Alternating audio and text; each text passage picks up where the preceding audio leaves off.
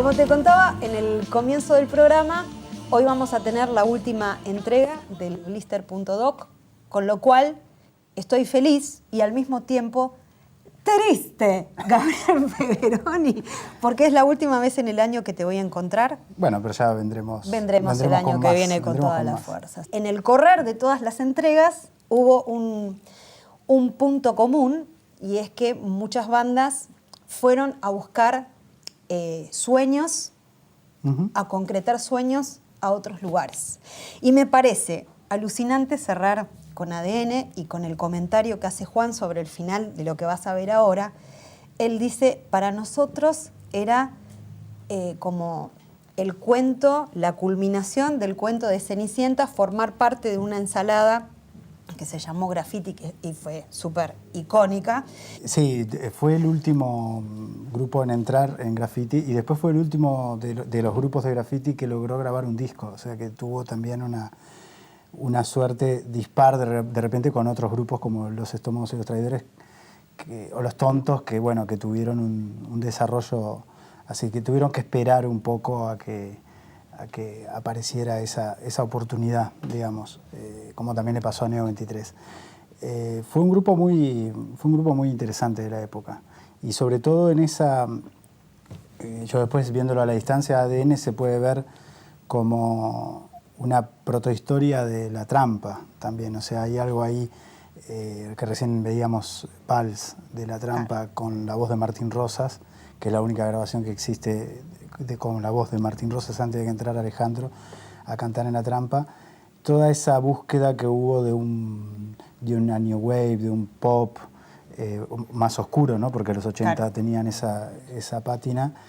Y ahí ese toque que Sergio Scherenberg al final de La Trampa busca un poco con eso de mezclar con el tango, de tratar de mezclarse un poco con el tango, que en definitiva es ahí sí el origen de La Trampa, que ahí aparece Caro Araquelian, por ejemplo, que eran compañeros de Facultad de Arquitectura y todo eso. Pero bueno, ahí estábamos contando la historia de ADN, y que ahí estaba Martiniano al principio, por ejemplo. Y también Carlitos Rafols. Carlitos Rafols, que después está en La Trampa también. Está en La Trampa. Y bueno, y fue uno de los grupos, fue un grupo muy particular, porque aparte fue, creo que uno de los pocos grupos que tomó, quizá en el hard rock estaba también Luz Roja, que tiene unas ciertas, nada que ver musicalmente, pero sí en algo que es, tenían una actitud y una acción política determinada. O sea, que no era el punk de repente de Los Traidores o de Los Estómagos, que era un poco marginal de lo que era de repente la acción política juvenil del momento, digamos. Y los ADN estaban como muy preocupados, o sea, gente que ya, además era gente que Facultad de Arquitectura, de la movida universitaria, que estaban, bueno, militando también políticamente, y eso se les metía también en el grupo, ¿no? En el sonido y en la actitud. ¿Qué mejor que ADN para que te cuente la historia de ADN? Final de temporada 2013 de Blister.doc, así que nos veremos el año que viene. ¿Te puedo dar un beso, Peveroni? Bueno. Nos vemos el año que viene y ahí te dejamos con ADN. Si hay una familia donde no hubo miedo de hacer New Wave, donde no hubo miedo de meter teclados o no hubo miedo de hacer algo que no fuera tan punk o tan heavy, sí, en ese sentido creo que somos la familia esa, sí. El punk y el metal no fueron los únicos caminos que tomó el rock de la postdictadura. Liceos como el Damaso y el Zorrilla fueron fermento de jóvenes músicos que preferían la new wave y el techno. Juan Veró, Carlos Rafols y Martiniano Olivera fundaron ADN, grupo que entró en el compilado Graffiti con la canción Cajas Cromáticas. Los ADN, en la senda de Estómagos y Traidores, marcaron el tono más político de su generación. El disco Cerca del Fuego incluyó Blanca, un fuerte alegato en memoria de las víctimas de la dictadura.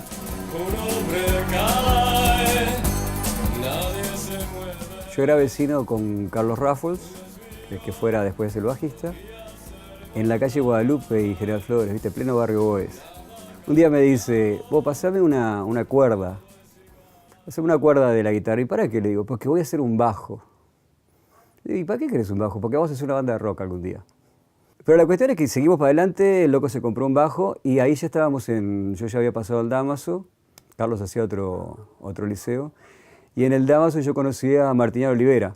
No, ese año, en el 81, acá en el Dámaso, fuimos compañeros de clase y empezamos a acercarnos, lo que terminó dando que empezamos a tocar juntos en algo que no era una banda eléctrica y ni siquiera era ni una traza de ADN. Carlos estaba como loco y monitoreaba un poco lo que yo hacía con Martiniano. Y un día nos fuimos a una cueva del rock por la calle Mercedes y Rondó. Y tocaban una cantidad de grupos setentosos, ¿viste? Tocaban tipo Led Zeppelin y todo eso. Y termina ese grupo y aparece un grupo de defenestrados, todos vestidos de negro, que empiezan a tocar y tocaban punk. Y yo digo, ¿y esto quiénes son? Me dijeron, es un grupo nuevo que se llama Los Estómagos. Y dije, esto es lo que hay que hacer. Y ese mismo día, no sé si le habían desenchufado el bajo al Hueso y el Hueso gritaba, ¡sabotaje, sabotaje! Se armó un relajo. Bueno, y ahí le dije a Martiniano, no sé si esto, pero dejate de joder, vamos a dejarnos de joder con la música acústica. Ahí armamos con Carlitos y no me acuerdo de dónde salió Horacio Silva, que fue el primer baterista. Como nosotros ya veníamos escuchando músicas que eran eléctricas, y yo especialmente estaba muy entusiasmado por la New Wave. Si esa es mi única fuente de información, es un milagro que no haya salido yo. Yo no asumía todavía el papel de cantante, ¿viste? A mí me encantaba, me sigue gustando componer, ¿viste? A mí me parecía que lo que yo hacía era para que lo cantara otro. Y empezamos a buscar y un día pintó una mujer, una mina, que era Mónica, que quería cantar. Y nos gustó la idea, porque no sé si te acordás del grupo aquel Blondie.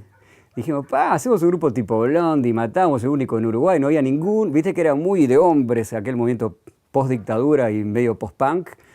Era de hombres, no había mujeres, viste, y tal, la trajimos a cantar y Mónica encaraba, viste, pero después empezó con problemas con novios, con esas cosas, viste, que se nos complicaba mucho para ensayar, el novio era muy celoso.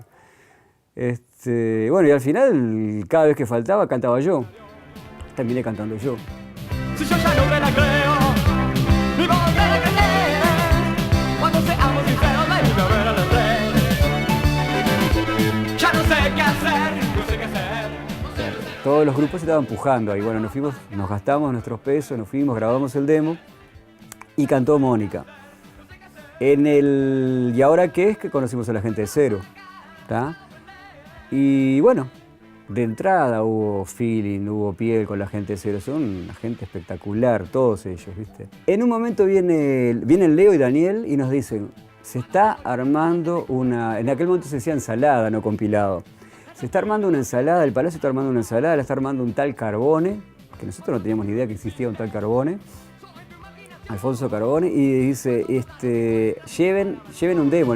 Y cuando quisimos acordar nos llamaron y entramos, pero fue gracias al aviso que nos pasó la gente de Cero. O sea que se lo debemos hasta ahora eso. Así entramos en el grafiti.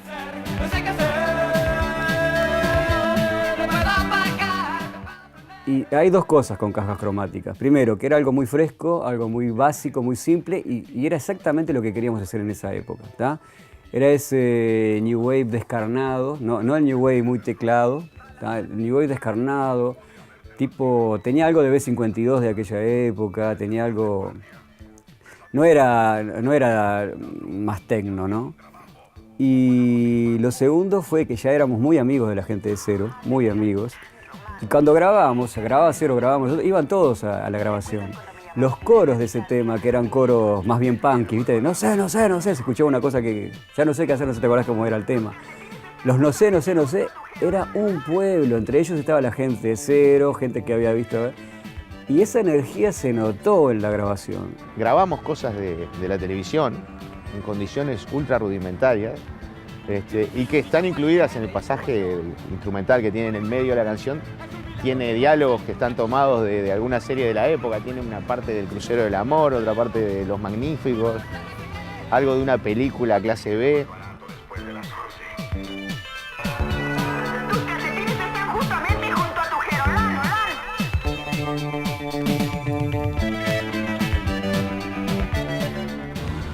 ADN siempre tuvo adentro una especie de puja entre una tendencia más, más pop y tirarse a algo más darky, ¿no? Y digamos que en ese punto yo era la bandera del pop y Juan, que era el compositor principal en cierto modo también, muchas canciones de él eran el repertorio de ADN. Juan se tiró más para lo darky. Yo no quería pasarme a New Wave totalmente, o sea, no quería hacer una onda New Wave, ni techno, ni nada de eso. No quería hacer tampoco punk puro, porque no me sentía, tampoco éramos. Era un Uruguay postdictadura, ¿viste? El punk era demasiado, no me importa nada, o todo no sirve para nada. Y yo tenía mi posición política y no era tan radical, ¿viste? Entonces era una onda en el medio. Nos gustaba pila Police, por ejemplo. No las letras nos parecían una reverenda bosta las de Police, ¿tá? Pero el sonido Police, ese sonido descarnado, guitarras descarnadas, ¿viste? Y claro, con Martiniano lo que hacía Martiniano era alucinante, pero suavizaba todo. Tecnificaba demasiado la dureza que queríamos, ¿viste? Y bueno, cuando se fue Martiniano, resultó que se fue Martiniano y se fue Horacio.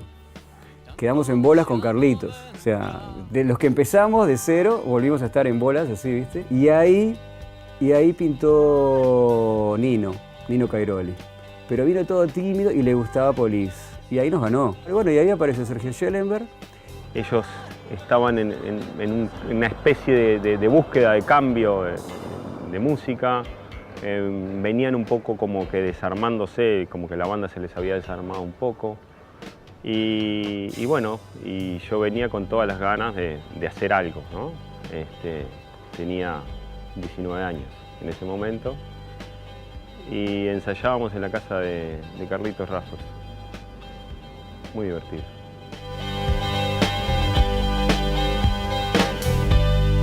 Duerme esta vez, que es duro regresar.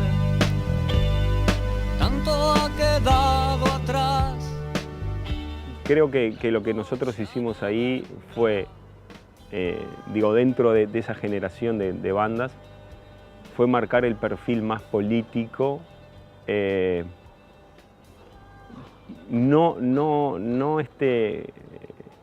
Digamos, si bien Los Traidores, por ejemplo, la banda que era la más contestataria, por así decirlo, y con la cual a mí me gusta mucho y tengo mucha afinidad, lo nuestro era más político, no tanto más social, juvenil, punky, digamos. Si bien a mí me gustó mucho siempre esa orientación, digamos, lo nuestro tenía una orientación claramente a buscar incidir a nivel político. Si yo alguna vez te dije que para mí los Estómagos, aunque ellos sin saberlo, elaboraban un producto, hay que tomarlo con pinzas, pero te dije una vez que era una banda culta, creo que ADN también era una banda culta. En el sentido de cómo armonizaban, en el sentido de cómo se preocupaban por la composición, en el sentido inclusive de la estética que denotaban, ¿no? Blanca es una canción que está escrita para los desaparecidos. La escribí pensando en... como que yo sentía que el movimiento rock no tenía no había aportado nada en ese tema. Y era un tema muy sentido. Yo no tengo en mi familia ningún desaparecido, pero sí tengo amigos que tienen en su familia desaparecidos. Y me parecía que tenía que haber no quería hacer un tema que a los desaparecidos. O sea, no quería ser tan lineal como en otras, vamos a decirlo, como se hacen en otras tiendas. Y lo que hice fue contar la historia de un tipo que vuelve a la casa y no está Blanca. Nunca dije si era la hermana, si era la esposa, si era la madre, ¿tá? Blanca es la que no estaba. Sus libros en el suelo, derramado el café, su ropa está tirada y estoy buscando. No están los ventanales, no está la morgue.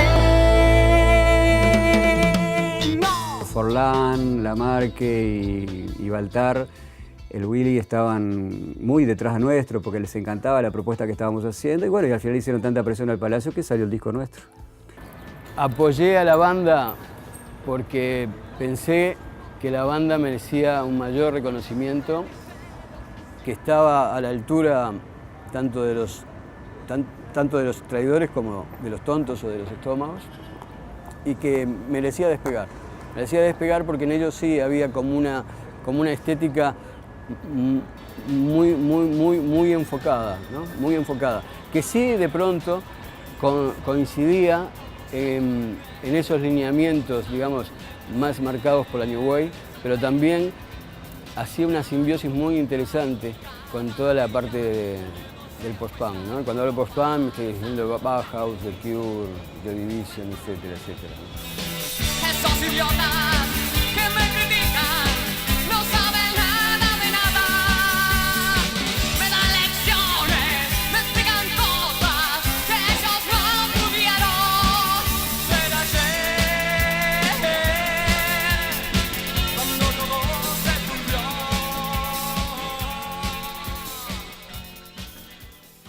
Y Encarna era como la frutillita de la torta, porque ya te digo, fue el último disco fuimos la última banda que grabó el disco, ¿verdad? Entonces, para nosotros llegar a esto, culminar, luego que todas las bandas, ¿viste cuando vos sentís, le dan el ascenso a aquel, le dan el ascenso a este, a aquel que era el hijo y que entró hace poquito del gerente, ya le dieron el ascenso, a nosotros no nos daban nunca el ascenso, ¿viste? Bueno, salió para nosotros esto fue, bueno, por fin nos tocó la promoción.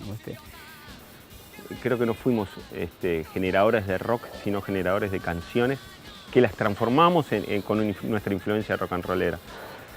Pero, digo, con un mensaje político muy fuerte o social muy fuerte. Era un momento muy fuerte también, de hecho, por eso la tapa también, ¿no? Tan clara en su mensaje. Pasó que grabamos el disco, seguimos tocando un poquito y fue como llegar a una meta y ahí se desarmó el grupo. Fue la gran meta el disco, creo. Y nos vino, en ese sentido, si no tocó el tema de que nos desarmó, pero yo creo que nos dio esa tranquilidad de, bueno, por fin nos tocó a nosotros, ¿viste? Que éramos como la Cenicienta de aquel grafite.